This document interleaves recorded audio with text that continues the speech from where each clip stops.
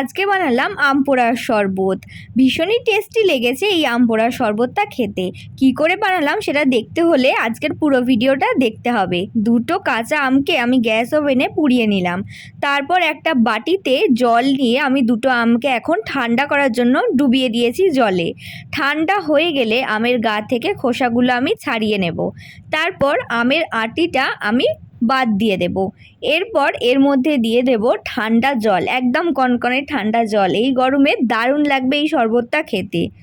এরপর এর মধ্যে আমি দিয়ে দিচ্ছি অল্প একটু গোলমরিচ গুঁড়ো। তোমরা চাইলে ভাজা মশলা বা জলজিরাও এর মধ্যে দিতে পারো, দারুণ লাগবে কিন্তু টেস্টটা। তারপর আমি এখানে দিয়ে দিলাম পরিমাণ মতো নুন আর চিনি। শুধু আমি কিন্তু এখানে এমনি নুন দিইনি, দিয়েছি বিট নুন, যাতে টকটক ভাবটাও থাকে আর টেস্টটাও দারুণ লাগে সেই জন্য। তো বিট নুন আর চিনি দিয়ে ভালো করে এবার মিশিয়ে নিচ্ছি। এরপর একটুখানি বরফ দিয়ে গ্লাসে ঢেলে নিলাম এই আম পোড়ার শরবত।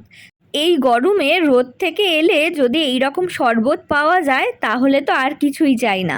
দারুণ টেস্ট হয়েছিল আর সবথেকে বড় কথা, খেয়ে শান্তিও লেগেছিল। তো অবশ্যই একবার বানিয়ে দেখতে পারো আম পোড়ার শরবত বাড়িতে।